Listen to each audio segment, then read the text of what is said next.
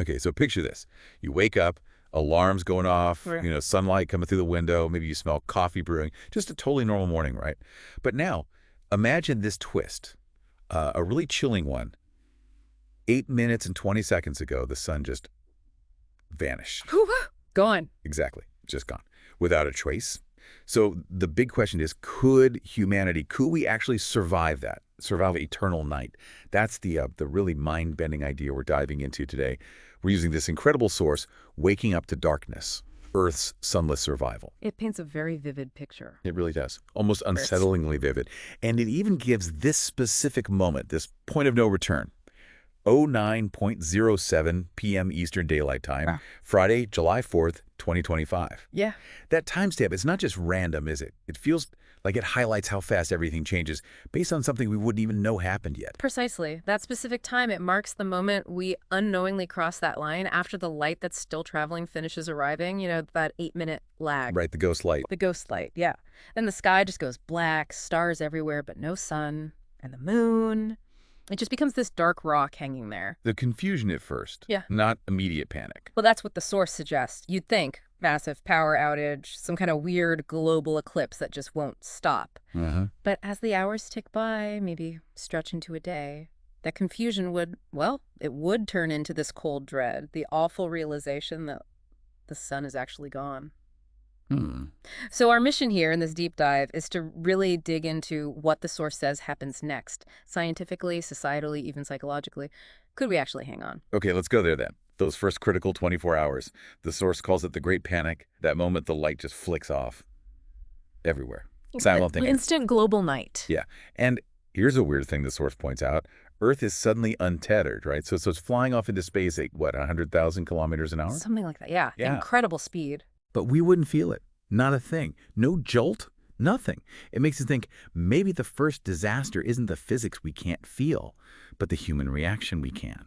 So what does the source say about that immediate human crisis? That's absolutely the key point. Forget the cosmic drift for a second. We wouldn't sense it.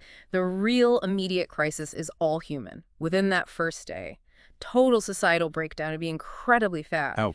Communications networks would start collapsing, satellites losing power, ground systems failing. Then the power grids, region by region, just going dark. On the economy. Grinds to a dead halt instantly. Stock markets, meaningless overnight. And at the same time, the cold starts creeping in. Ah, the cold. Yeah.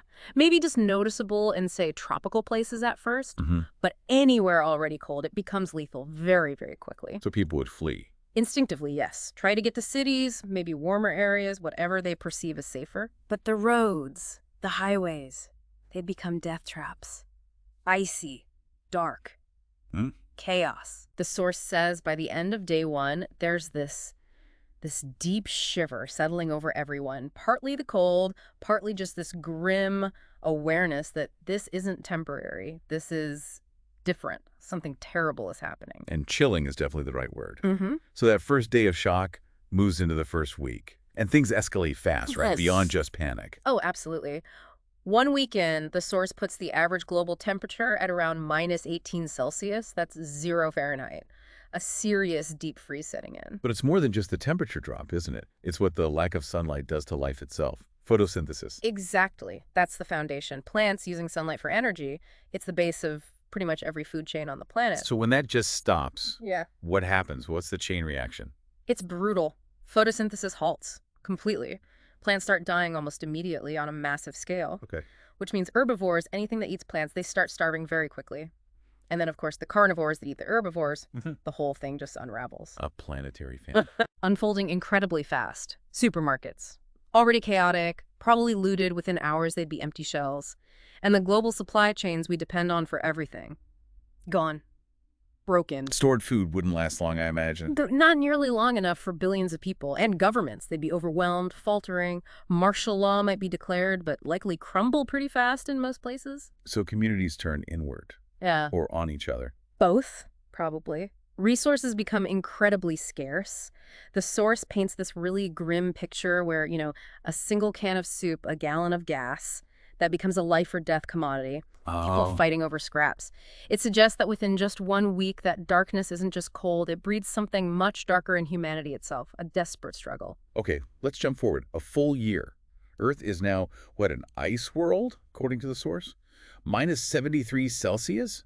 -100 Fahrenheit. That's unimaginable. Truly extreme. The oceans, most of them would be frozen solid on the surface, maybe miles deep. Yeah, a huge ice cap covering most of the planet. Although, interestingly, the source does mention that the immense pressure and residual geothermal heat could keep the very deep ocean liquid.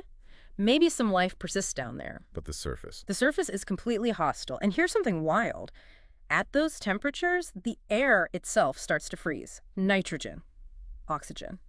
It would literally snow down. The air freezes, so you couldn't even breathe outside. Correct. The atmosphere would condense, fall out, surface life as we conceive it. Over. Finished. So where do any survivors go? What happens to humanity?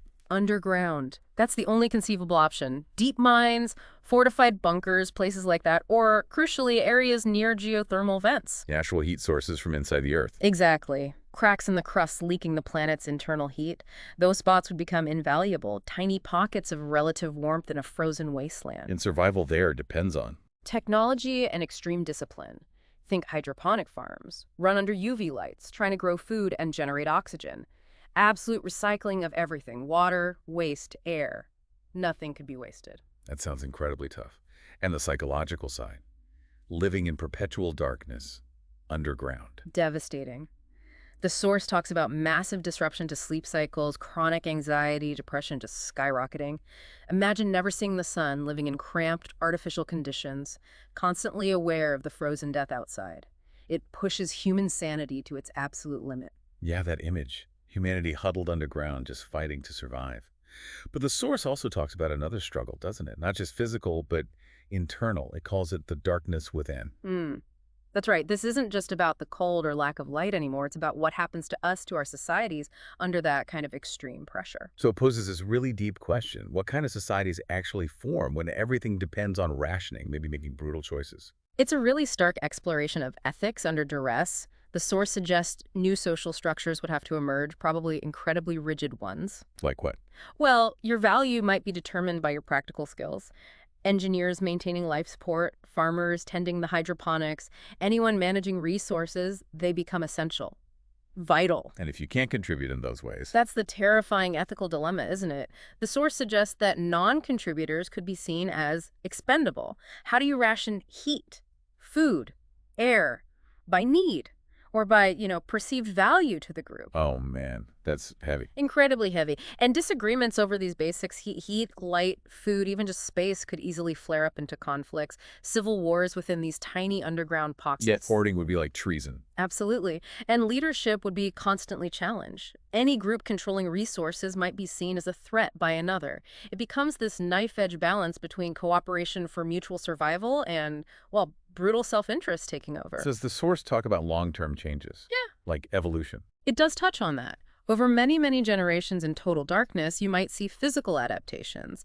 Perhaps paler skin, maybe larger eyes trying to gather any faint light, much sharper hearing. Humans adapting to the dark. Potentially. But the source makes a powerful point.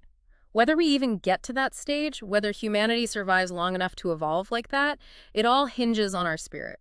Can we hold on to cooperation, on to empathy, or do we break? So we circle back to where we started. Could we actually survive this? Yeah. The sun vanishing? The source's answer is yes, technically. But only a tiny fraction of humanity. How few? Maybe thousands, perhaps millions if we were incredibly prepared and lucky. Essentially, only those in deep, self-sustaining bunkers powered by geothermal energy, or perhaps nuclear reactors designed for the long haul. It's survival. But Yeah. wow, what a transformation. An almost unimaginable cost, wouldn't you say? A humanity completely changed, living beneath miles of ice, the sun, just a forgotten legend. This really raises an important question. Go. If that's what survival looks like, is it a testament to our resilience, or is it just a shadow of what we were?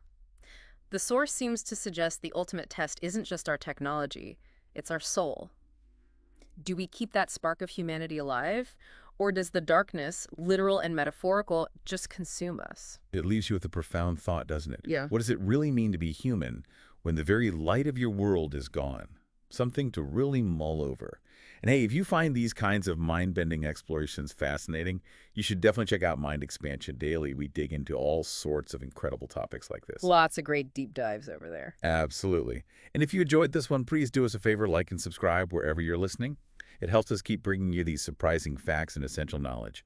We're always looking for the next big question to unpack.